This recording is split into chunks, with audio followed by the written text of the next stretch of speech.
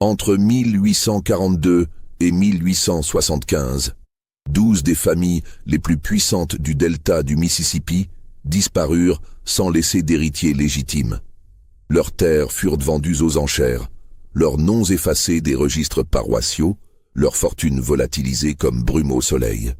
Les autorités conclurent à une série de malchances, de maladies, de suicides et de scandales sans lien apparent. Mais dans les cahiers d'un notaire de la Nouvelle-Orléans, retrouvé 130 ans plus tard dans les archives d'une succession, apparaît un nom qui traverse toutes ces tragédies comme un fil d'or dans une tapisserie sombre. Céleste. Une femme aux yeux verts impossible. Une esclave qui n'aurait jamais dû exister. Si cette histoire vous intrigue déjà, n'oubliez pas de vous abonner à la chaîne. Et dites-nous dans les commentaires de quelle ville vous nous écoutez en ce moment. Maintenant, laissez-moi vous raconter comment tout a commencé.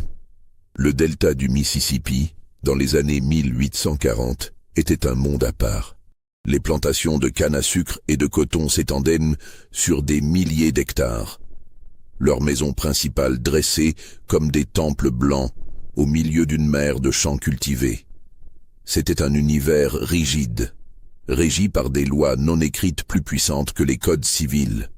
Un univers où la couleur de la peau déterminait le destin, où une seule goutte de sang africain pouvait faire basculer une vie du côté de l'esclavage. La Louisiane conservait encore les traces de son passé français et espagnol. Les lois y étaient différentes du reste du Sud américain. Le Code noir français, bien que brutal, reconnaissait certains droits aux esclaves que d'autres États refusaient. Les affranchissements y étaient plus fréquents, créant une classe intermédiaire de gens de couleur libre qui possédaient parfois eux-mêmes des esclaves. Les mariages-plaçages entre hommes blancs et femmes de couleur libre étaient tolérés, produisant une société créole complexe où les frontières raciales, bien que strictes, étaient plus poreuses qu'ailleurs. Dans ce contexte troublé, les grandes familles régnaient comme des dynasties. Les Duchamp possédaient 4000 hectares le long du fleuve. Les Lavallée contrôlaient les moulins à sucre. Les Fontenot dominaient le commerce fluvial. Les Bellecour, les Roussel, les Prévost, les Dufresne, les Marchands, les Aubert, les Valentin, les Leclerc et les Gaspard formaient un cercle fermé d'aristocrates planteurs dont les alliances matrimoniales tissaient une toile serrée de pouvoir et de privilèges. Et puis, il y avait Céleste.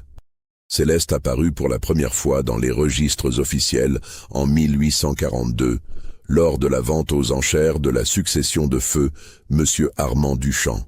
Elle avait alors environ 15 ans, selon l'estimation du commissaire-priseur. Grande pour son âge, la peau d'un brun doré qui suggérait un métissage évident, elle possédait une caractéristique qui figea l'assistance lorsqu'elle monta sur l'estrade.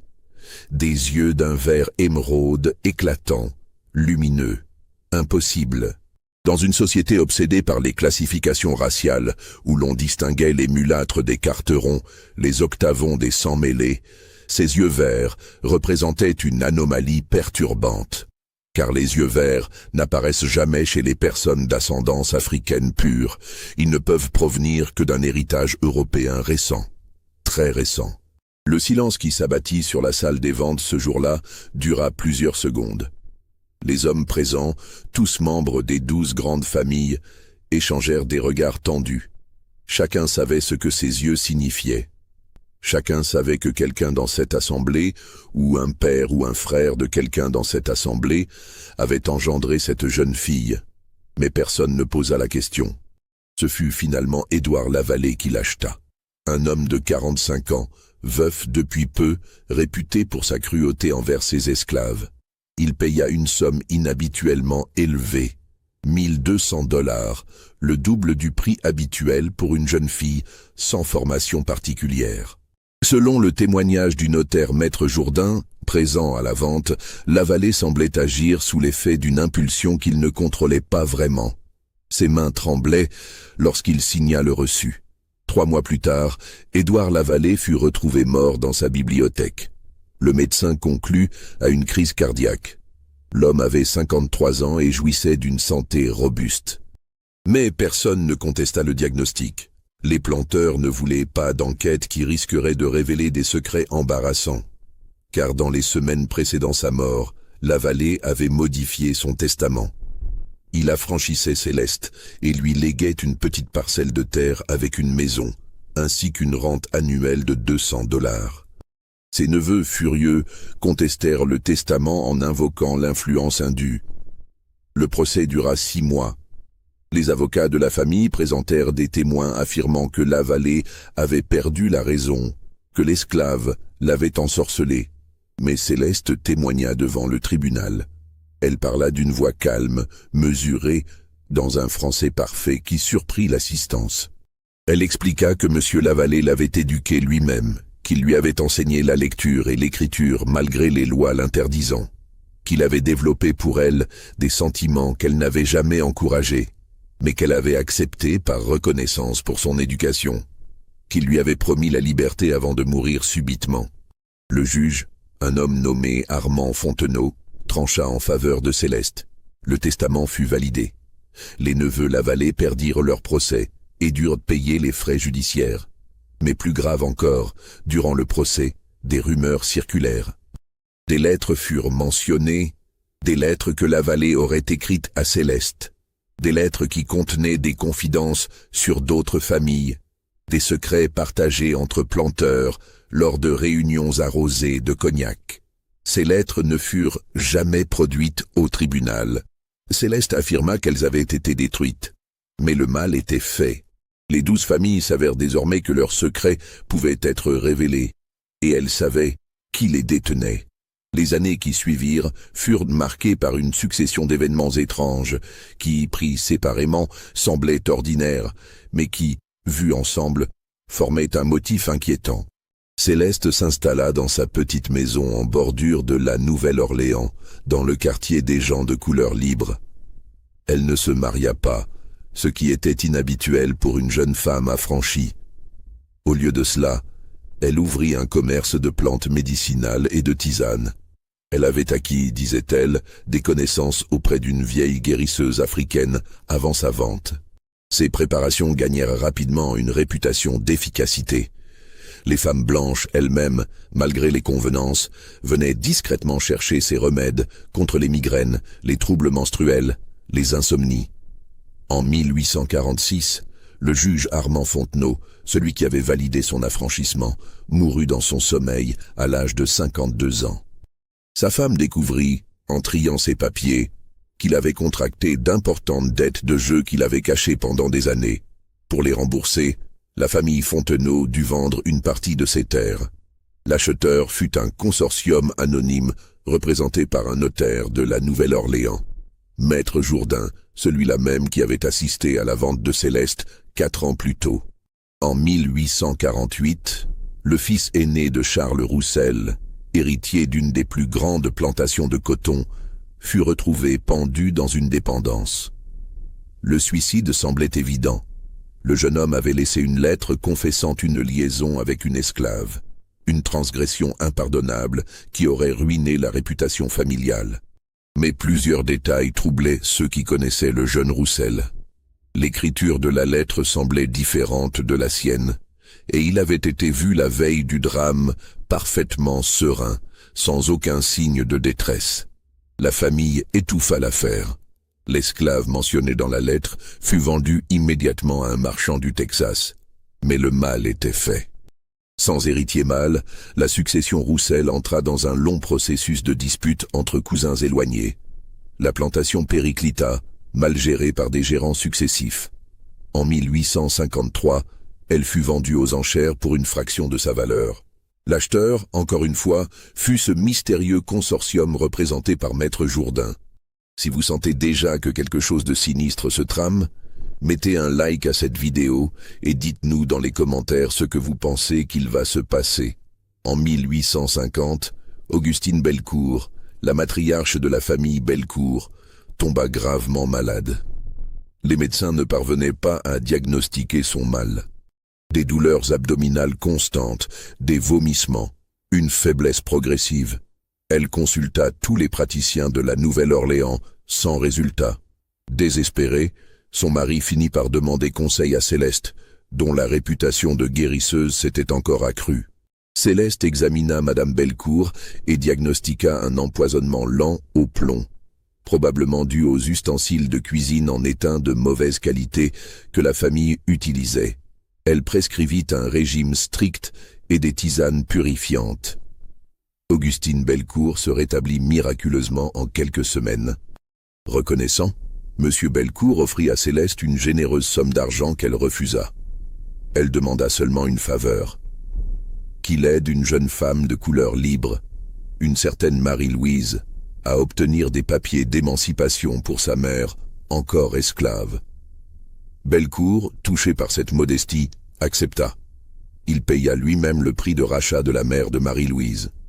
Ce que Bellecour ignorait, c'est que Marie-Louise était la fille de Céleste, une fille qu'elle avait eue 3 ans après son affranchissement, d'un père dont elle ne révéla jamais l'identité. Une fille aux yeux noisettes, à la peau plus claire que la sienne. Une fille qu'elle avait fait éduquer dans un couvent de religieuses créoles qui acceptèrent les enfants de couleur libre. Et ce que Bellecour ignorait également, c'est que sa femme n'avait jamais été empoisonnée par ses ustensiles de cuisine. Elle avait été empoisonnée délibérément, progressivement, par petites doses d'arsenic mélangées à son thé quotidien. Un thé que lui préparait sa servante personnelle, une esclave que Bellecour avait achetée 2 ans plus tôt sur la recommandation d'un ami. Cette esclave avait été formée par Céleste elle-même, qui l'avait ensuite placée stratégiquement dans la maison Bellecour. Lorsque Céleste arriva pour soigner Augustine Bellecour, elle cessa simplement d'administrer le poison. La guérison miraculeuse n'était qu'un retour à la normale. Mais Bellecour, convaincu que Céleste lui avait sauvé sa femme, lui devait désormais une dette de gratitude. Une dette que Céleste avait déjà commencé à encaisser en libérant la mère de sa fille. Les années 1850 virent l'ascension sociale progressive de Marie-Louise, la fille de Céleste. Belle, éduquée, parlant parfaitement le français et l'anglais, jouant du piano avec une grâce qui émerveillait les salons, elle fut présentée dans les réceptions des gens de couleur libre, où elle attira l'attention d'hommes blancs en quête de plaçage. Mais son éducation n'était pas le fruit du hasard. Céleste avait investi chaque dollar gagné dans la formation de sa fille, l'envoyant dans les meilleures institutions qui acceptaient les enfants de couleur, engageant des professeurs privés pour lui enseigner la musique, la littérature, les mathématiques et même le latin. Le plaçage était une institution particulière à la Nouvelle-Orléans. Un homme blanc marié ou célibataire établissait une relation semi-officielle avec une femme de couleur libre, lui fournissant une maison, une rente et reconnaissant les enfants issus de cette union. Ces enfants, bien que légalement noirs selon la loi de la goutte de sang unique, recevaient souvent une éducation supérieure et un héritage, créant une classe intermédiaire privilégiée qui naviguait dans les eaux troubles entre les mondes blancs et noirs. Les bals des Carteron, comme on les appelait, étaient des événements sociaux où les jeunes femmes de couleur étaient présentées aux hommes blancs aisés, sous la supervision attentive de leur mère qui négociait les termes de ces arrangements comme de véritables contrats d'affaires. Marie-Louise fut courtisée par plusieurs prétendants de haut rang. Il y eut d'abord Jean-Baptiste Leclerc, le fils d'une des 12 familles, qui lui offrit une maison sur la rue Rempart et une rente de 150 $ par mois. Marie-Louise refusa poliment, invoquant son jeune âge et son désir de continuer ses études. Puis vint Armand Valentin, un homme de 50 ans, immensément riche, qui proposa des conditions encore plus généreuses. Marie-Louise refusa encore, cette fois sans donner de raison. Les refus répétés de Marie-Louise intriguèrent la société créole. Les femmes de couleur libre ne refusaient généralement pas de telles opportunités. Mais Céleste avait d'autres plans pour sa fille. Elle choisit finalement Henri Marchand, le fils cadet d'une des 12 grandes familles. Pourquoi lui? Henri avait 30 ans, était déjà marié à une femme blanche prénommée Isabelle, qui lui avait donné 2 fils, et cherchait une maîtresse élégante pour établir un ménage de plaçage conforme à son statut social. Il n'était pas le plus riche des prétendants, ni le plus influent. Mais Henri Marchand possédait 3 qualités qui intéressaient Céleste. Il était romantique, impulsif et profondément malheureux dans son mariage arrangé. Un homme que l'on pouvait facilement faire tomber amoureux. Un homme qui prendrait des risques pour l'amour. Un homme qui pourrait être manipulé. Henri installa Marie-Louise dans une charmante maison créole du quartier Marigny, une demeure à 2 étages avec une cour intérieure, des galeries en fer forgé et des volets verts qui se fermaient contre la chaleur du midi. Il meubla la maison avec un luxe qui surprit ses pairs. Des meubles français importés, un piano à queue Pleyel, une bibliothèque remplie de livres rares, des tapis persans, des lustres de cristal. Il lui versa une rente de $200 par mois, une somme exceptionnelle pour l'époque. Et surtout, il tomba amoureux. Leur liaison dura 7 ans et produisit 3 enfants. Étienne, né en 1852, suivi de 2 filles, Amélie et Joséphine, nées respectivement en 1854 et 1856. Henri Marchand, contrairement à beaucoup d'hommes dans sa position qui considéraient leur maîtresse comme des divertissements temporaires, développa des sentiments réels pour Marie-Louise. Il lui rendait visite presque chaque jour, arrivant après le déjeuner et ne repartant qu'à la nuit tombée. Il passait plus de temps avec elle et leurs enfants qu'avec sa famille légitime dans la grande maison de la rue Esplanade. Il enseignait lui-même à son fils Étienne à lire et à écrire, l'emmenant parfois sur le fleuve pour lui montrer les bateaux à vapeur. Selon les témoignages recueillis plus tard par le notaire Jourdain, Henri parlait parfois, dans l'intimité, de divorcer de sa femme blanche pour épouser Marie-Louise. Des propos considérés comme scandaleux et légalement impossibles selon les lois de la Louisiane qui interdisaient formellement les mariages interraciaux. Isabelle Marchand, son épouse légitime, savait évidemment que son mari entretenait une maîtresse de couleur. C'était accepté, même attendu dans leur milieu. Mais elle n'avait jamais imaginé que Henri développerait des sentiments aussi profonds. Et c'est là que Céleste joua sa carte maîtresse, car pendant ces 7 années, elle ne resta pas inactive. Elle cultivait soigneusement sa relation avec Henri Marchand, lui rendant visite dans la maison de Marie-Louise, lui préparant des tisanes pour ses migraines, écoutant ses confidences sur ses affaires commerciales, ses disputes familiales, ses frustrations conjugales. Henri, trouvant en elle une figure maternelle bienveillante, lui confiait des choses qu'il ne disait à personne d'autre. Les noms de ses créanciers, les détails de ses spéculations boursières, les secrets de ses associés, les faiblesses de ses frères. Céleste absorba toutes ces informations comme une éponge. Elle prit des notes discrètes dans des cahiers qu'elle cachait sous les lames de plancher de sa propre maison. Elle mémorisa les noms, les dates, les montants. Et lentement, méthodiquement, elle commença à tisser un filet autour de Henri Marchand. En 1857, tout bascula selon un plan qu'elle avait soigneusement orchestré. La femme légitime d'Henri, Isabelle Marchand, découvrit l'existence non seulement de la liaison, ce qu'elle savait déjà et tolérait avec résignation, mais de quelque chose de bien plus grave. Henri avait rédigé un testament secret, sans en parler à son avocat habituel, léguant la moitié de sa fortune personnelle à Marie-Louise et à leurs enfants métis. Plus grave encore, il avait falsifié certains documents immobiliers pour transférer légalement la propriété de 2 plantations au nom de Marie-Louise, en utilisant un prête-nom qui était en réalité le mari de couleur libre d'une femme que Céleste avait affranchi des années auparavant. Comment Isabelle découvrit-elle ces documents? On ne le saura jamais avec certitude. Mais selon les notes du notaire Jourdain, une servante de la famille Marchand, une certaine Rose, avait été formée par Céleste dans l'art des plantes médicinales avant d'être placée dans la maison Marchand. Cette même Rose avait accès au bureau privé d'Henri. Il n'est pas difficile d'imaginer comment les documents parvinrent entre les mains d'Isabelle. Le scandale éclata comme un coup de tonnerre. La famille Marchand, horrifiée par cette trahison qui menaçait non seulement l'honneur familial, mais aussi la stabilité financière de la dynastie, se réunit en conseil d'urgence. Les frères aînés d'Henri, Théodore et Charles, menacèrent de le déshériter complètement et de le poursuivre en justice pour fraude et falsification de documents. Leur mère, la redoutable Amélie Marchand, une femme de 70 ans qui dirigeait encore la famille d'une main de fer, exigea qu'Henri rompe immédiatement avec Marie-Louise et reconnaisse ses erreurs publiquement. Des avocats furent consultés. Des documents furent préparés pour annuler les transferts de propriété. La famille envisagea même de faire interner Henri dans un asile, en invoquant une aliénation mentale temporaire causée par l'influence néfaste d'une femme de couleur. Les gazettes locales commencèrent à publier des allusions voilées au scandale qui secouait une des plus grandes familles de la Nouvelle-Orléans. Mais avant que l'affaire ne devienne complètement publique, avant que les tribunaux ne soient saisis, avant que Marie-Louise ne soit interrogée sous serment, Henri Marchand disparut.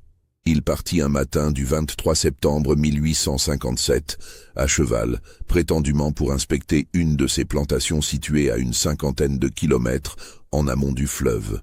Il portait ses habits habituels, avait dans sa sacoche des documents commerciaux et une somme de $300 en or. Il dit à son domestique qu'il serait de retour le lendemain. Il ne revint jamais. Son cheval fut retrouvé 3 jours plus tard, errant près d'un bayou sinistre appelé le Marais des Ombres, un lieu tristement célèbre où plusieurs personnes avaient disparu au fil des ans. La selle était toujours en place, mais les sacoches avaient été ouvertes et l'or avait disparu. On ne trouva aucune trace de Henri Marchand, ni son corps, ni ses vêtements, ni aucun indice de ce qui lui était arrivé. Les autorités enquêtèrent pendant 2 semaines. Le shérif interrogea les ouvriers des plantations avoisinantes, les bateliers sur le fleuve, les voyageurs qui avaient emprunté la même route ce jour-là. Personne n'avait rien vu. Les bayous étaient dangereux. Alligators de 4 mètres, serpents mocassins venimeux. Sol mouvant capable d'engloutir un homme en quelques minutes. Une chute accidentelle suivie d'une noyade semblait l'explication la plus probable. Le dossier fut classé. Mais des rumeurs circulèrent, comme elles circulent toujours dans ces cas-là. Des esclaves travaillant dans les champs près du Marais des Ombres rapportèrent avoir vu, le soir de la disparition, 3 hommes masqués qui attendaient sur la route. D'autres chuchotèrent que la famille Marchand elle-même avait commandité l'assassinat pour préserver son honneur et sa fortune, que Henri avait été éliminé comme une tache sur le nom familial.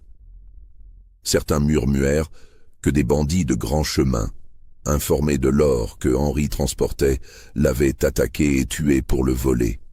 La vérité, comme souvent, resta ensevelie sous ses multiples versions. Mais un détail troublant émergea pendant l'enquête.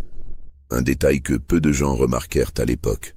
Le domestique d'Henri Marchand, celui à qui il avait annoncé son départ, était un homme nommé Samuel, un esclave affranchi qui avait été acheté et libéré par Céleste 5 ans auparavant, avant d'être recommandé à Henri par Marie-Louise elle-même pour un poste de confiance dans la maison Marchand.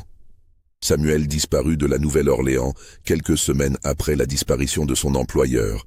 Certains dirent qu'il était parti vers le nord, profitant des tensions croissantes sur l'esclavage pour se fondre dans les communautés noires libres de Philadelphie ou de New York. D'autres affirmèrent l'avoir vu en Haïti, où de nombreux gens de couleur libre s'étaient exilés. Mais personne ne put jamais le retrouver pour l'interroger. Marie-Louise pleura publiquement la disparition d'Henri. Elle se vêtit de deuil, assista à la messe commémorative célébrée 6 mois plus tard, lorsque la famille accepta finalement de le déclarer légalement mort. Elle ne contesta pas la saisie de ses biens par la famille Marchand, qui annula immédiatement les transferts de propriété frauduleux et récupéra les 2 plantations. Elle retourna vivre chez sa mère Céleste avec ses 3 enfants, acceptant sa perte avec une dignité qui impressionna même ses détracteurs. Et c'est là que l'histoire prit un tour encore plus étrange, encore plus calculé dans sa perversité. Car 6 mois après la disparition d'Henri Marchand, son frère aîné, Théodore Marchand, celui-là même qui avait menacé de déshériter Henri, qui avait hurlé contre le déshonneur familial, qui avait exigé la rupture avec Marie-Louise, se présenta discrètement chez Céleste un soir de juin. « Il venait, dit-il à la domestique qui lui ouvrit, offrir ses condoléances tardives à Marie-Louise et arranger un soutien financier pour les enfants de son frère disparu. Un geste de décence familiale, expliqua-t-il. Après tout, ses enfants portaient le sang Marchand, même s'ils ne pouvaient porter le nom. Marie-Louise le reçut dans le petit salon, en présence de sa mère Céleste. Théodore, un homme de 43 ans aux tempes grisonnantes, au visage sévère marqué par les responsabilités, paraissait mal à l'aise. Il s'assit sur le bord d'un fauteuil en velours grenat, refusa le café qu'on lui offrit et déclara qu'il était prêt à verser à Marie-Louise une somme de $50 par mois pour l'éducation des enfants, à condition qu'elle signe un document renonçant à toute autre revendication sur la succession Marchand. Marie-Louise accepta sans négocier. Théodore parut soulagé. Il se leva pour partir. Mais au moment où il tendait la main pour saluer Céleste, leurs regards se croisèrent. Céleste avait alors 40 ans. Les années avaient adouci les angles de sa jeunesse sans rien enlever à sa beauté. Ses yeux verts, dans la lumière douce du salon éclairé par des lampes à huile, semblaient briller d'un éclat hypnotique. Théodore resta figé pendant plusieurs secondes, la main tendue, le souffle court.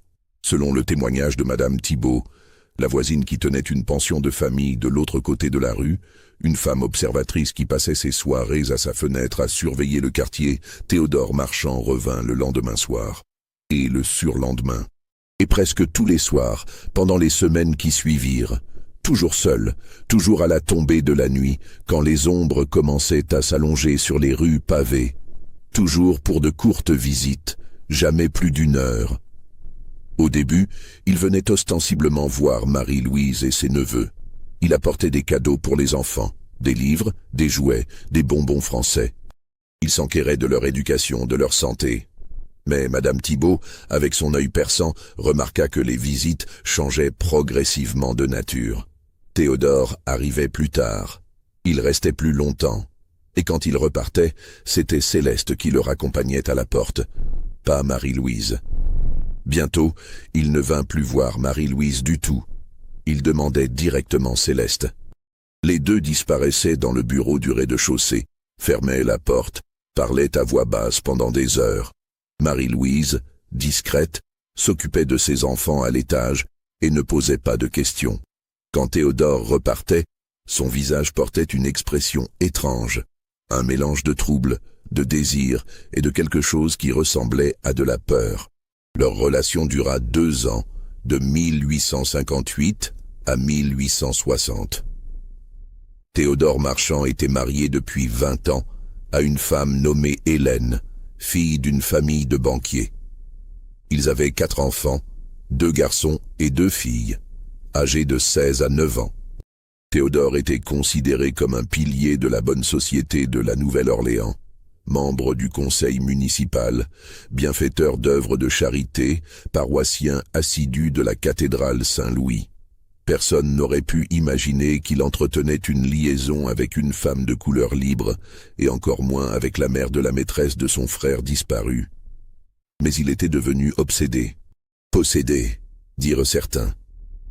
Cette femme, aux yeux verts, qui avait maintenant dépassé les 40 ans, possédait, selon tous les témoignages de ceux qui la rencontrèrent, une présence magnétique, une intelligence redoutable et une beauté qui défiait l'âge et les conventions.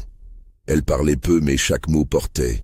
Elle regardait les hommes avec une intensité qui les mettait à nu. Elle comprenait leurs faiblesses avant qu'ils ne les avouent. Théodore lui confiait tout, ses peurs, ses ambitions, ses regrets. Il lui parlait des affaires de la famille Marchand, des disputes entre frères, des dettes cachées, des investissements risqués. Il lui montrait des documents confidentiels, lui demandait conseil sur des décisions commerciales. Céleste écoutait, conseillait judicieusement, suggérait des stratégies qui s'avéraient souvent profitables. Théodore en vint à dépendre d'elle, non seulement pour le réconfort émotionnel mais aussi pour sa sagacité en affaires. En 1859, Théodore Marchand prit une décision qui choqua toute la Nouvelle-Orléans. Il demanda le divorce, un scandale sans précédent. Le divorce était rarissime à cette époque, considéré comme un péché mortel par l'Église catholique, autorisé seulement dans des circonstances exceptionnelles. Pour un homme de son rang, de sa position sociale, demander le divorce était un suicide social. Il invoqua l'incompatibilité d'humeur avec sa femme, des différences irréconciliables dans sa pétition devant le tribunal. Mais tout le monde savait la véritable raison. Théodore voulait se remarier avec Céleste. Une impossibilité légale. La Louisiane, comme tous les États du Sud, interdisait formellement les mariages interraciaux. Le Code civil de l'État stipulait clairement que tout mariage entre une personne blanche et une personne ayant même une goutte de sang noir était nul et non avenu, les participants passibles d'amende et d'emprisonnement. Mais Théodore, dans son obsession, croyait pouvoir contourner la loi. Il avait consulté des avocats à New York, où les lois étaient différentes. Il envisageait de s'exiler en France, où le Code Napoléon ne reconnaissait pas les distinctions raciales américaines. Il était prêt à tout abandonner. Sa position, sa fortune, sa famille légitime. Tout pour Céleste. La famille Marchand était horrifiée. Amélie Marchand, la matriarche, maintenant âgée de 75 ans mais toujours lucide et autoritaire, convoqua un conseil de famille. Les frères de Théodore, Charles et Louis, le supplièrent de renoncer à cette folie. Ses propres enfants, désespérés, lui écrivirent des lettres déchirantes, implorant qu'il revienne à la raison. L'archevêque de la Nouvelle-Orléans le reçut en audience privée pour lui rappeler ses devoirs chrétiens. Rien n'y fit. Théodore était inflexible. Les gazettes locales se délectèrent du scandale, publiant des articles à demi-mot sur un éminent citoyen égaré par une femme de couleur au pouvoir hypnotique. Des caricatures circulèrent sous le manteau. La réputation des Marchands, déjà écornée par la disparition mystérieuse d'Henri 2 ans plus tôt, fut encore une fois traînée dans la boue. Mais avant que le divorce ne soit finalisé, avant que Théodore ne puisse mettre son plan insensé à exécution, il tomba malade. Cela commença par des maux de tête violents, en janvier 1860. Puis vinrent les fièvres, les sueurs nocturnes, les vertiges. Les médecins appelés à son chevet diagnostiquèrent d'abord une grippe sévère, puis une infection pulmonaire, puis, devant l'aggravation rapide de son état, une méningite. Théodore délirait. Il hurlait le nom de Céleste dans son délire fiévreux. Il criait des choses incompréhensibles sur des secrets, des mensonges, des crimes. Ses domestiques, terrifiés, restaient à l'écart. Sa femme, Hélène, bien qu'humiliée et blessée, le veillait avec une dignité stoïque. Elle refusa catégoriquement que Céleste soit appelée au chevet du mourant, malgré ses supplications. Théodore Marchand mourut le 28 février 1860, après 3 jours d'agonie. Il avait 45 ans. Le médecin légiste confirma le diagnostic de méningite fulgurante, une maladie qui frappait soudainement et tuait rapidement, surtout chez les adultes affaiblis par le stress et l'épuisement nerveux.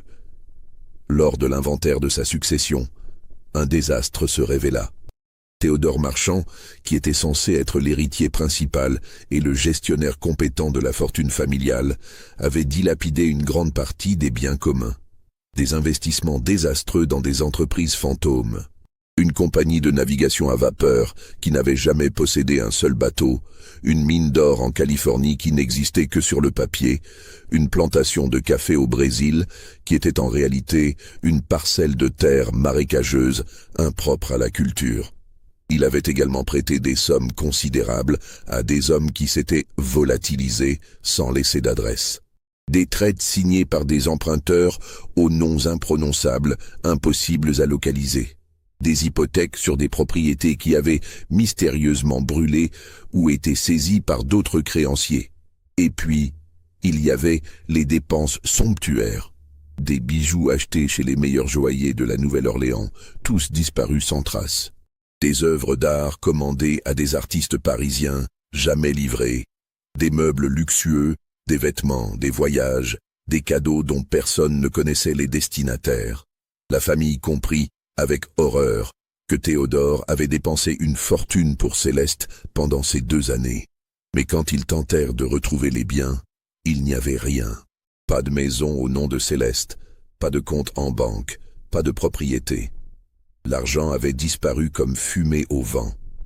La famille Marchand, autrefois une des plus riches de la Nouvelle-Orléans, se retrouva au bord de la ruine. Les créanciers affluèrent. Les banques rappelèrent leurs prêts. La plantation ancestrale, celle que la famille possédait depuis 3 générations, dut être mise en vente pour payer les dettes. L'acheteur, pour la 3e fois en 15 ans, fut le mystérieux consortium immobilier représenté par Maître Jourdain. Le notaire, un homme discret qui semblait toujours disponible pour les transactions les plus délicates, paya cash un prix étonnamment généreux, supérieur même à la valeur du marché. La famille Marchand, trop désespérée pour poser des questions, accepta avec soulagement. Ce n'est que des années plus tard, lorsque les archives publiques révélèrent la structure de propriété du consortium, que l'on découvrit la vérité. Derrière le réseau complexe de sociétés écrans et de prête-noms, la véritable propriétaire du consortium était Céleste elle-même, avec sa fille Marie-Louise comme associée officielle. La femme aux yeux verts avait méthodiquement détruit la famille Marchand. D'abord en séduisant Henri et en le poussant à des actes qui causeraient de sa perte, puis en manipulant Théodore, en le rendant fou d'amour et de désir, en l'amenant à dilapider la fortune familiale, et finalement en rachetant leur patrimoine ancestral pour une fraction de sa valeur réelle. Les Marchands n'étaient pas la seule famille à connaître ce destin. En 1860, la guerre de sécession éclata comme un orage longtemps annoncé. Le Sud, obsédé par son mode de vie fondé sur l'esclavage, se souleva contre le Nord industrialisé, qui menaçait d'abolir cette institution barbare. L'élection d'Abraham Lincoln fut le catalyseur. La Caroline du Sud se sépara de l'Union en décembre 1860, suivie par le Mississippi, la Floride, l'Alabama, la Géorgie, la Louisiane et le Texas. La Confédération des États d'Amérique fut proclamée en février 1861. En avril, les premiers coups de canon furent tirés à Fort Sumter. La guerre qui allait déchirer le pays pendant 4 longues années venait de commencer. Les plantations du delta du Mississippi furent mobilisées pour l'effort de guerre. Le coton et le sucre devinrent des denrées stratégiques, plus précieuses que l'or, pour financer les armées confédérées. Les fils des grandes familles partirent au combat, revêtant l'uniforme gris des soldats sudistes, chantant des hymnes patriotiques en marchant vers une mort qu'ils imaginaient glorieuse. Des régiments entiers furent levés en Louisiane. Les Louisiana Tigers, réputés pour leur férocité au combat, les zouaves créoles avec leurs uniformes exotiques, les bataillons de milices locales. La guerre bouleversa tout. Les femmes blanches durent gérer seules les plantations pendant que leurs maris, fils et frères combattaient. Les esclaves, sentant que leur libération approchait, devinrent plus difficiles à contrôler. Certains s'enfuyaient vers les lignes nordistes, d'autres se rebellaient ouvertement. La peur s'installa dans les grandes maisons blanches, la peur d'un soulèvement général, d'un massacre comme celui qui avait ensanglanté Haïti 60 ans plus tôt. Mais pendant cette période chaotique, Céleste continua son travail silencieux. Elle avait maintenant 53 ans. Ses cheveux commençaient à grisonner aux tempes, mais ses yeux verts n'avaient rien perdu de leur intensité hypnotique. Sa fille Marie-Louise, veuve d'Henri Marchand selon les apparences, avait épousé un homme de couleur libre nommé Jacques Dubois, un entrepreneur prospère qui possédait une entreprise de construction et plusieurs immeubles locatifs dans le quartier créole. Un mariage respecté qui donnait à Marie-Louise une position sociale stable et une nouvelle couverture de respectabilité. Les 3 enfants métis de Marie-Louise et d'Henri Marchand grandissaient, éduqués dans les meilleures institutions qui acceptaient les enfants de couleur. Étienne, l'aîné, maintenant âgé de 8 ans en 1860, parlait couramment le français, l'anglais et l'espagnol. Amélie et Joséphine, les 2 filles, recevaient des leçons de piano, de broderie, de littérature. Céleste veillait personnellement à leur éducation, leur enseignant non seulement les arts d'agrément, mais aussi l'arithmétique, l'histoire et surtout la patience. La patience était la vertu la plus importante, leur répétait-elle. La vengeance se servait froide. Et c'est pendant ces années de guerre que le plan de Céleste révéla toute son ampleur diabolique.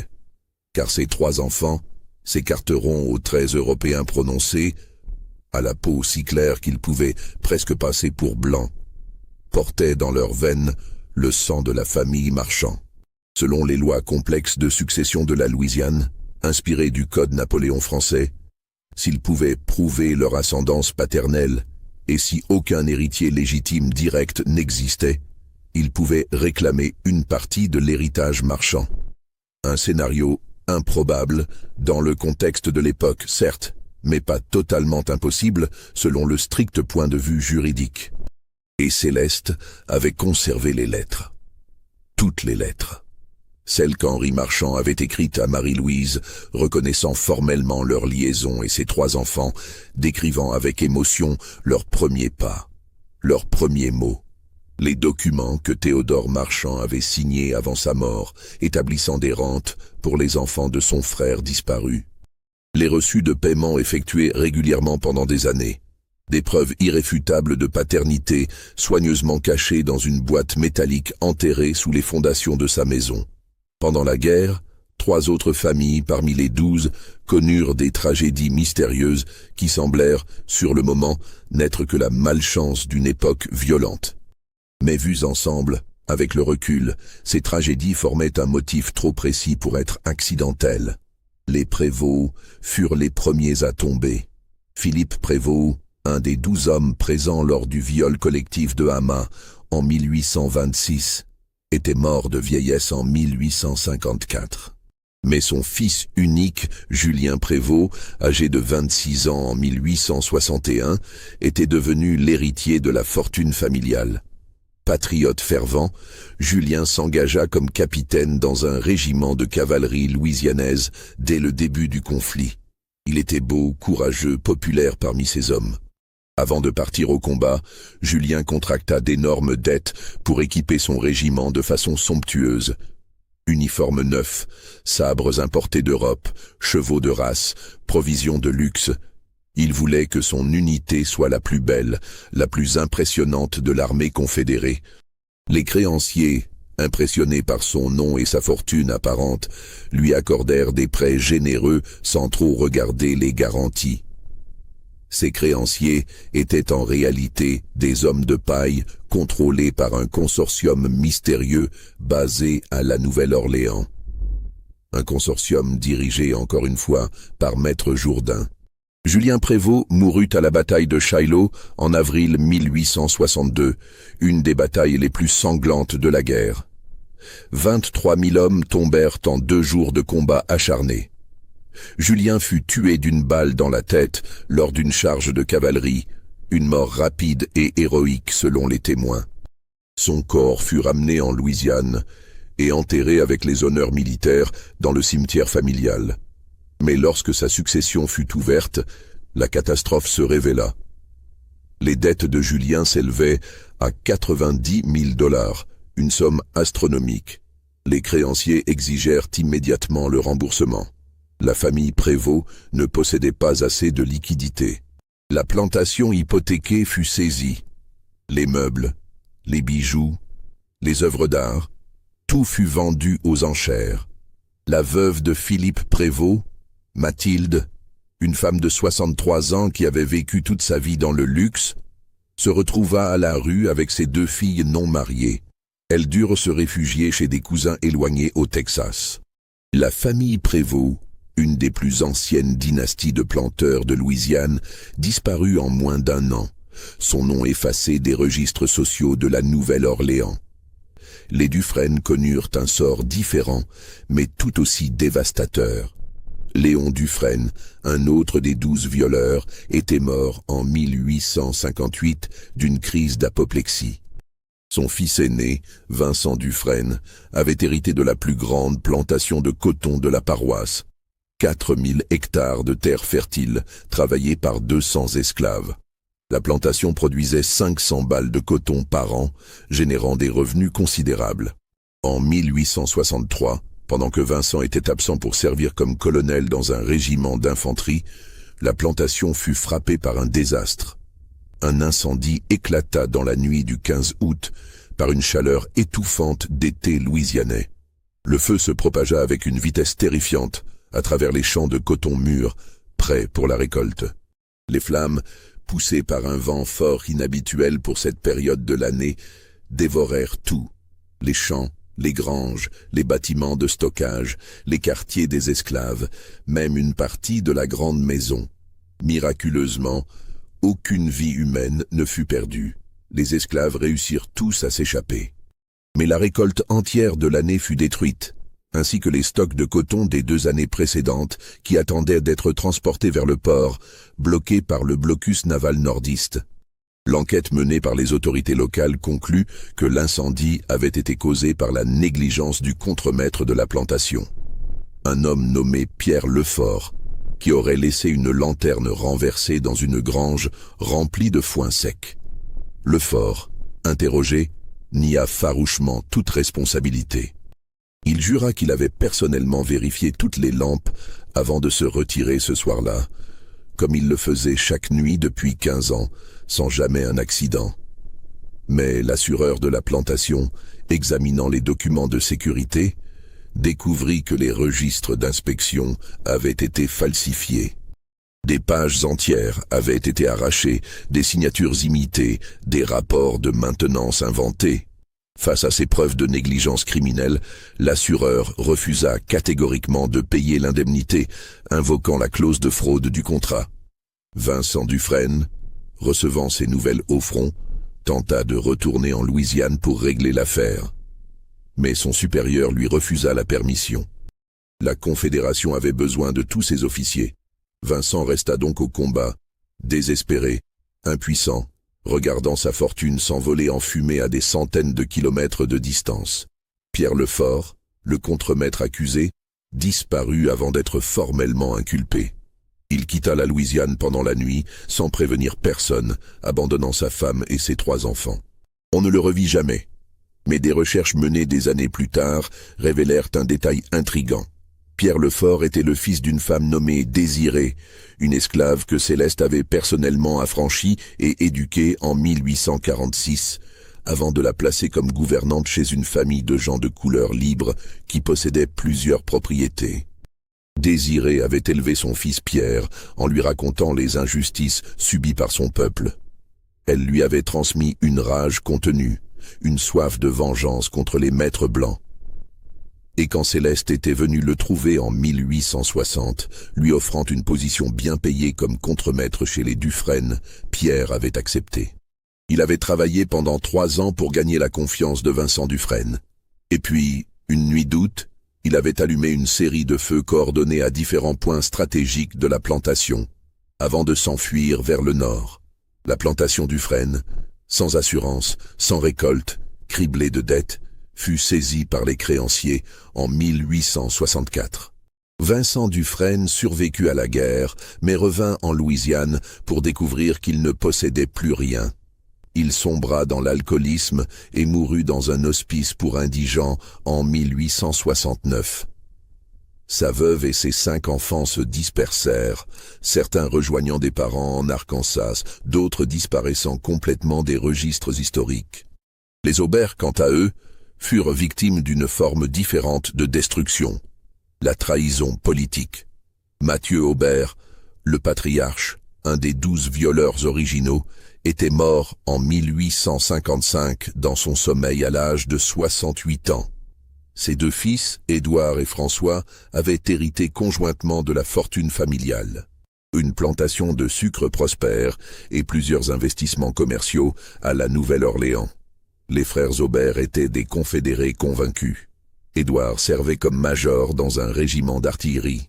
François, trop âgé pour combattre à 45 ans, restait en Louisiane pour gérer les affaires familiales et contribuer à l'effort de guerre en fournissant du sucre et des mélasses à l'armée confédérée. Mais en 1864, des documents compromettants furent découverts lors d'une perquisition de routine effectuée par les autorités militaires confédérées.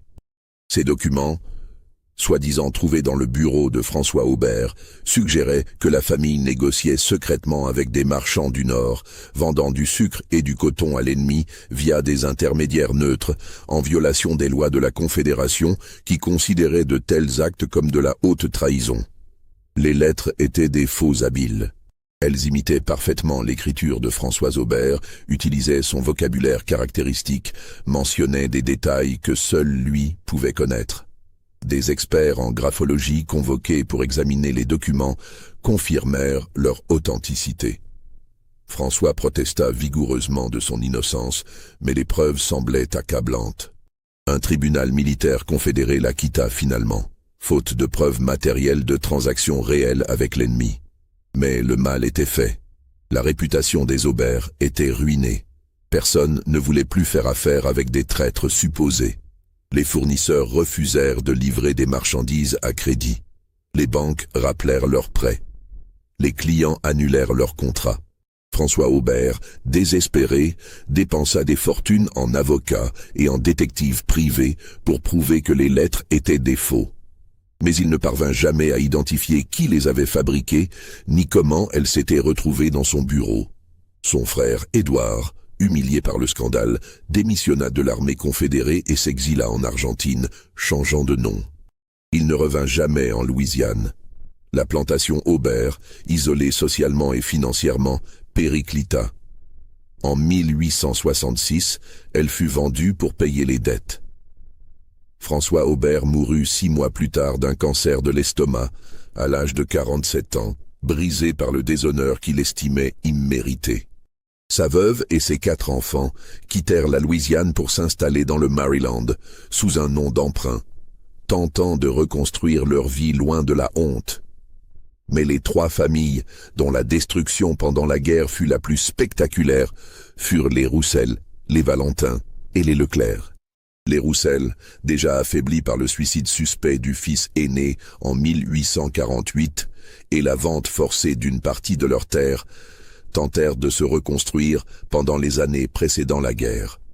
Charles Roussel, le patriarche, un des 12 violeurs originaux maintenant âgé de 75 ans et sénile, vivait reclus dans un pavillon de chasse pendant que son fils cadet, Auguste, gérait les affaires familiales. Auguste était un homme prudent, méthodique, qui avait lentement redressé les finances familiales en diversifiant les investissements. Plutôt que de tout miser sur l'agriculture, il avait investi dans des entreprises industrielles, une raffinerie de sucre, une compagnie de navigation fluviale, une usine de textile. À la veille de la guerre, la fortune Roussel, bien que diminuée, semblait stabilisée. Mais Auguste commit une erreur fatale, il fit confiance à un associé. Un homme brillant, charismatique, qui se présenta à lui en 1859 avec un projet d'investissement alléchant, construire une nouvelle ligne de chemin de fer reliant la Nouvelle-Orléans à Houston, au Texas. L'homme possédait déjà, disait-il, les concessions de terrain nécessaires, les approbations gouvernementales, les études d'ingénierie. Il ne manquait que le capital pour commencer la construction. Auguste Roussel investit 70 000 $, presque toute la fortune liquide de la famille, dans ce projet. L'associé promettait des retours spectaculaires. Le chemin de fer ouvrirait de nouveaux marchés, transporterait le coton texan vers les ports louisianais, rendrait les investisseurs immensément riches. Pendant 2 ans, les rapports de construction arrivaient régulièrement, accompagnés de photographies montrant des équipes d'ouvriers posant des rails, des ponts en construction, des gares en chantier. Auguste visitait même le site plusieurs fois, impressionné par les progrès apparents. Et puis la guerre éclata, la construction s'arrêta, les ouvriers furent mobilisés. L'associé assura Auguste que le projet reprendrait dès la fin du conflit. Il suggéra même d'investir davantage pour sécuriser les matériaux qui deviendraient rares pendant la guerre. Auguste, confiant, emprunta encore 30 000 $ et les transféra à son associé. Ce ne fut qu'en 1863, lorsque les défaites confédérées s'accumulèrent et que la situation financière devint critique, qu'Auguste décida de liquider sa participation dans le chemin de fer pour obtenir des liquidités urgentes. Il contacta son associé pour négocier une vente. L'homme avait disparu, évanoui sans laisser de traces. Auguste se rendit sur le site de construction au Texas. Il découvrit un terrain vide. Pas de rails, pas de gare, pas de pont. Seulement quelques poteaux de bois plantés dans le sol et des morceaux de métal rouillés. Les photographies étaient des montages habiles utilisant des images d'autres projets ferroviaires. Les rapports de construction étaient entièrement fictifs. L'associé était un escroc sophistiqué. Mais plus troublant encore, lorsqu'Auguste enquêta sur son identité réelle, il découvrit que l'homme avait utilisé plusieurs faux noms, qu'il avait escroqué d'autres investisseurs dans différents États et qu'il avait été recommandé à Auguste par un notaire de la Nouvelle-Orléans nommé Maître Jourdain.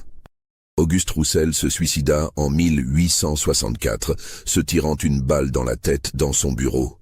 Il laissa une lettre désespérée à sa femme, expliquant qu'il avait perdu toute la fortune familiale, qu'il ne pouvait supporter la honte de l'échec, qu'il préférait mourir que d'affronter la ruine. La famille Roussel, déjà chancelante, s'effondra complètement. La plantation fut vendue pour payer les dettes. Les descendants se dispersèrent vers l'ouest, certains rejoignant les chercheurs d'or en Californie, d'autres s'installant dans les territoires sauvages du Kansas et du Nebraska. Les Valentin connurent une fin encore plus brutale. Antoine Valentin, un des 12 violeurs originaux, était mort en 1852 d'une chute de cheval. Ses 3 fils, Robert, Guillaume et Thomas, avaient hérité conjointement d'une plantation de riz prospère dans les marais côtiers au sud de la Nouvelle-Orléans. Les 3 frères vivaient ensemble dans la maison familiale avec leurs femmes respectives et leurs nombreux enfants, formant une sorte de clan étendu. En septembre 1867, après la fin de la guerre mais pendant la période chaotique de la reconstruction, une épidémie de fièvre jaune frappa la Nouvelle-Orléans avec une violence inouïe. La fièvre jaune, transmise par les moustiques, était endémique dans les zones humides de la Louisiane.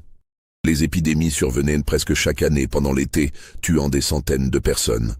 Mais celle de 1867 fut particulièrement meurtrière, plus de 3000 morts en 3 mois dans la seule ville de la Nouvelle-Orléans. La famille Valentin, vivant dans les marais, aurait dû être relativement protégée. Leur plantation se trouvait loin de la ville, isolée au milieu des bayous. Mais l'épidémie les frappa avec une férocité qui stupéfia les médecins. En 3 semaines, entre le 5 et le 26 septembre, presque toute la famille fut emportée. Les 3 frères, 2 de leurs épouses et 7 enfants sur 12.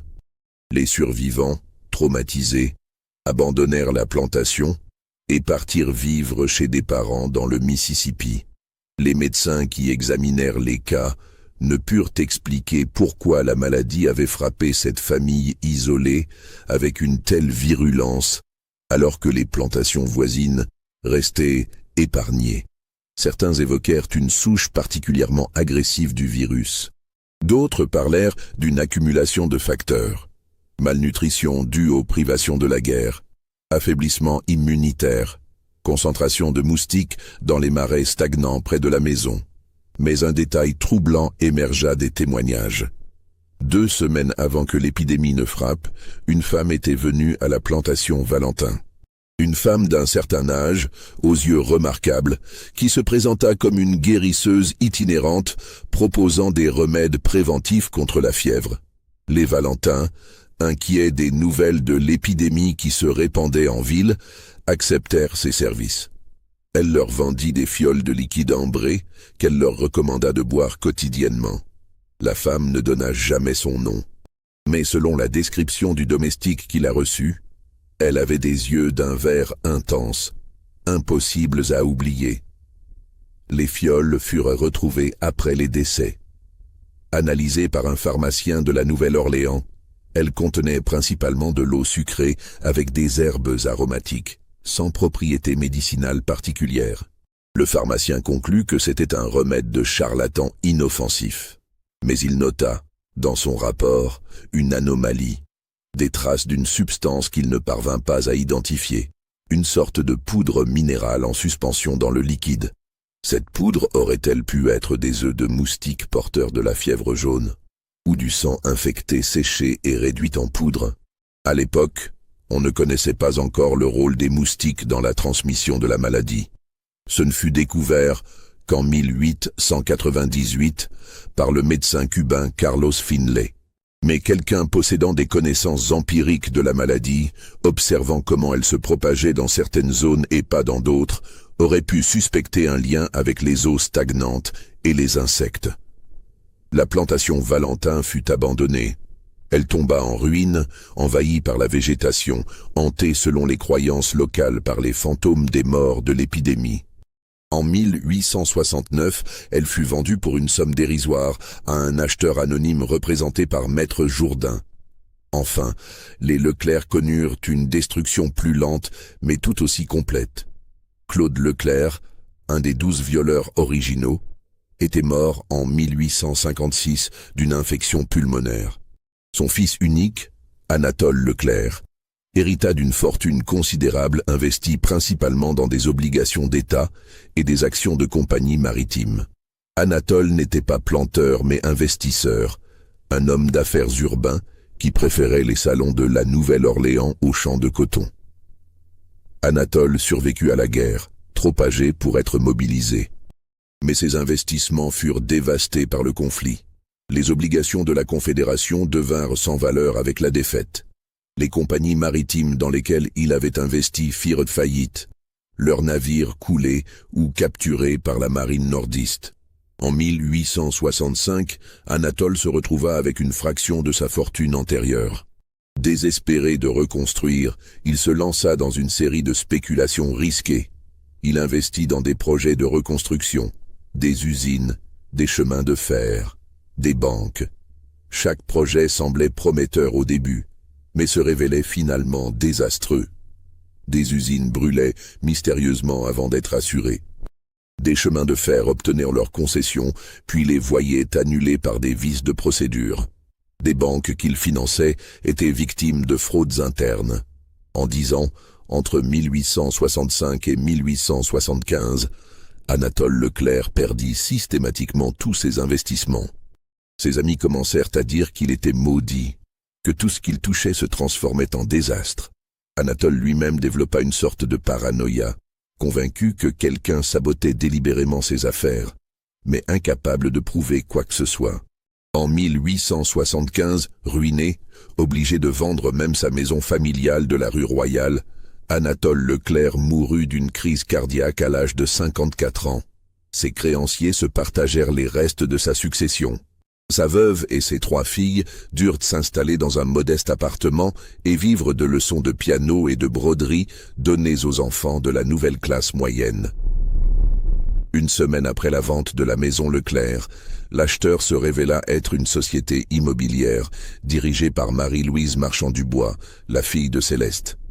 La femme aux yeux verts avait finalement acquis la demeure même, où 73 ans plus tôt, le grand-père d'Anatole avait organisé des réceptions somptueuses auxquelles assistaient les 12 jeunes héritiers qui allaient violer sa mère. Le cercle se refermait. 7 des 12 familles avaient été complètement détruites. 5 restaient, affaiblies, apeurées, commençant enfin à comprendre qu'elles étaient les victimes d'une vengeance méthodique qui s'étendait sur des générations. Vous commencez à comprendre l'ampleur de cette vengeance? Laissez un commentaire avec votre réaction et abonnez-vous pour ne pas manquer la suite. En 1867, une réunion extraordinaire eut lieu dans les bureaux d'un avocat de la Nouvelle-Orléans. Étaient présents les représentants des 7 familles survivantes parmi les 12, les Duchamp, les Lavallée, les Fontenot, les Bellecour, les Roussel, les Valentin, les Leclerc et les Gaspard. Les 5 autres familles avaient déjà été ruinées ou dispersées. L'objet de la réunion, discuter de la question céleste, comme ils l'appelaient, car les représentants avaient finalement compris. Trop tard, mais ils avaient compris. Chaque tragédie, chaque scandale, chaque ruine depuis 25 ans portait la marque de cette femme aux yeux verts. Pas de preuves directes, jamais, mais trop de coïncidences pour être innocentes. Ils décidèrent d'agir ensemble. Ils engagèrent des détectives privés pour enquêter sur Céleste. Ils fouillèrent les archives notariales, interrogèrent d'anciens esclaves, exhumèrent de vieux témoignages. Et progressivement, le tableau se dessina. Céleste était la fille d'une esclave nommée Ama et d'un homme blanc, dont l'identité restait mystérieuse. Mais les détectives découvrirent quelque chose de bouleversant. Amma avait été violée à l'âge de 13 ans lors d'une fête organisée dans une plantation en 1826. Une fête où 12 jeunes héritiers de grandes familles s'étaient réunis pour une nuit de débauche. Les témoignages recueillis auprès d'anciens esclaves encore vivants confirmaient ce viol collectif. Amma était tombée enceinte. Elle avait donné naissance à Céleste, mais elle était morte 3 ans plus tard, brisée physiquement et psychologiquement, après avoir confié à une autre esclave, une certaine Mémé Zélie, les noms des 12 hommes présents cette nuit-là. Les détectives dressèrent la liste. Armand Duchamp père, Édouard Lavallée père, Armand Fontenot père, Charles Roussel, Augustin Bellecour, Georges Marchand, Philippe Prévost, Léon Dufresne, Mathieu Aubert, Antoine Valentin, Claude Leclerc et Sébastien Gaspard. Les 12 familles. Céleste n'était pas simplement une femme ambitieuse qui avait profité des faiblesses des puissants. Elle était une fille cherchant vengeance pour le viol et la mort de sa mère. Une vengeance qui s'étendait sur 3 générations. Une vengeance qui ne visait pas seulement les coupables originaux, tous morts de vieillesse maintenant, mais leurs héritiers, leur fortune, leur nom, leur héritage. Elle avait juré de détruire les 12 familles, et en 25 ans, elle avait presque réussi. Les représentants des 7 familles restantes comprirent qu'ils devaient agir vite. Ils envisagèrent plusieurs options. La violence, trop dangereuse et visible. Le procès, Céleste avait les meilleurs avocats et trop de secrets compromettants. L'exil forcé, elle était maintenant une citoyenne libre et propriétaire terrienne respectée. Finalement, ils décidèrent de négocier. Ils envoyèrent un émissaire à Céleste avec une proposition. Elle cesserait ses actions contre leur famille, et en échange, ils reconnaîtraient publiquement les crimes de leur père, établiraient un fonds de compensation pour les descendants d'esclaves violés, et accepteraient que les enfants métis de Marie-Louise héritent légalement d'une partie des biens marchands. L'émissaire revint avec la réponse de Céleste, une seule phrase transmise oralement. Le silence ne se rachète pas, mais le sang peut-être. 3 jours plus tard, les 7 représentants des familles reçurent chacun un paquet identique. À l'intérieur, un daguerréotype jauni montrant 12 jeunes hommes posant fièrement devant une plantation datant de 1826. Au dos, une liste de 12 noms et une note manuscrite de Céleste. Vos pères ont pris ma mère. J'ai pris leur fils. Nous sommes quittes. Entre 1867 et 1875, les 7 dernières familles connurent des sorts variés. Certaines réussirent à survivre, diminuées, mais intactes. D'autres disparurent complètement. Les Duchamp perdirent leurs terres mais conservèrent leur nom et s'exilèrent en France. Les Lavallée se convertirent dans le commerce et prospérèrent modestement. Les Fontenot disparurent sans laisser d'héritiers, leur nom s'éteignant avec le dernier représentant masculin en 1872. Les Bellecour, ironiquement sauvés par Céleste lors de l'empoisonnement de leur matriarche, furent les seuls à maintenir leur statut social, peut-être par reconnaissance tacite de cette dette. Les Roussel, déjà ruinés, se dispersèrent vers l'ouest. Les Valentin furent emportés par une épidémie de fièvre jaune en 1867 qui tua presque toute la famille en 3 semaines. Les Leclerc perdirent leur fortune dans de mauvais investissements et durent vendre jusqu'à leur maison familiale. Les Gaspard connurent le sort le plus étrange. Leur fils unique, le dernier héritier, devint prêtre catholique et légua tous les biens familiaux à l'Église, répudiant son nom et son héritage. Céleste mourut en 1875, à l'âge de 48 ans.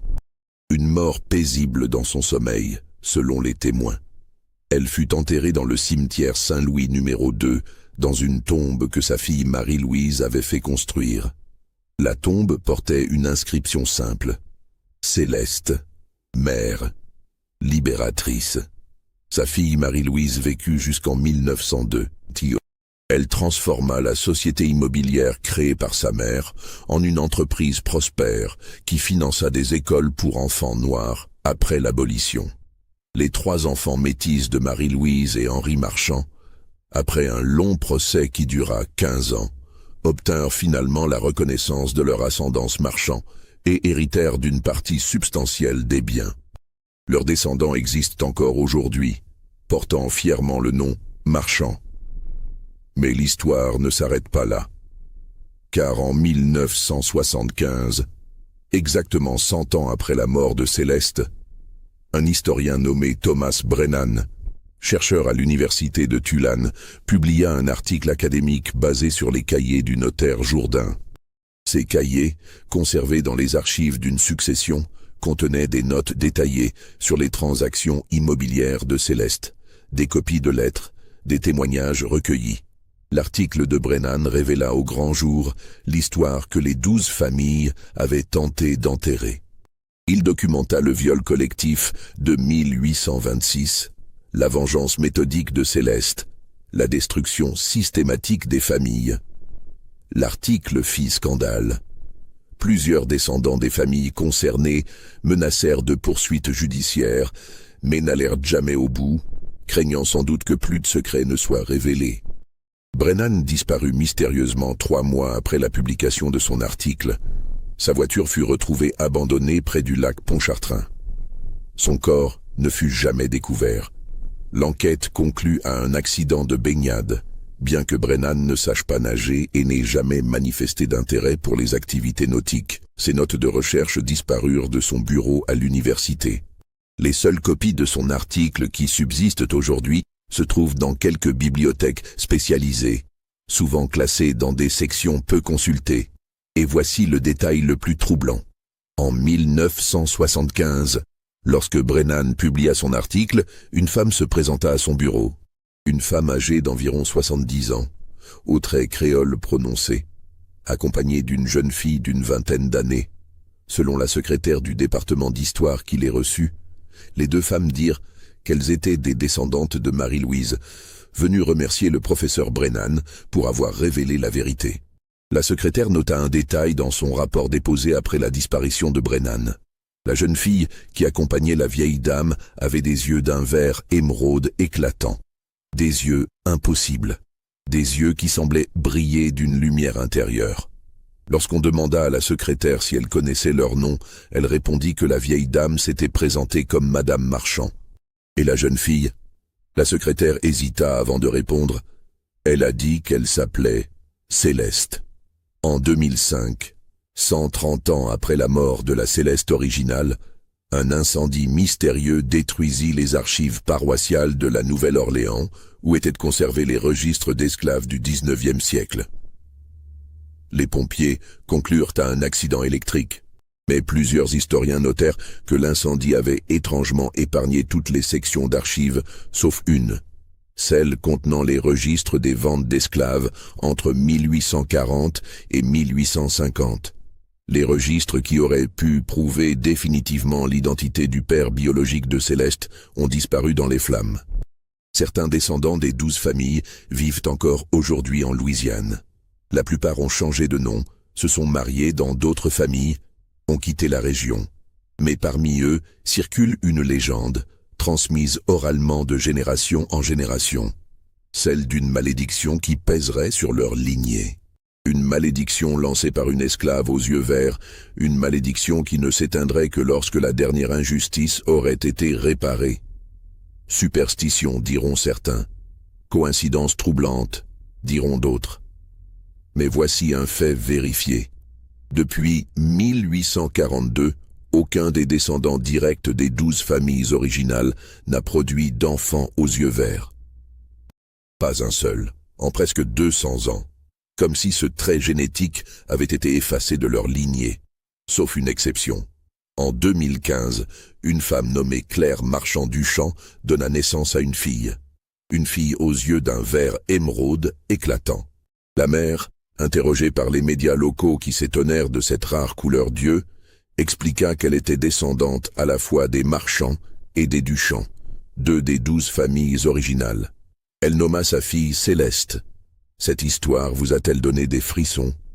Pensez-vous que tout a vraiment été révélé ou que d'autres secrets restent enfouis dans les archives? Dites-nous ce que vous en pensez dans les commentaires. Abonnez-vous à la chaîne pour plus d'histoires troublantes du passé. Et si cette histoire vous a marqué, partagez-la avec quelqu'un qui aime les mystères historiques aussi sombres qu'inexplicables. Parce que parfois, la vengeance ne se mesure pas en années, mais en générations. Et les dettes du passé ne sont jamais vraiment oubliées.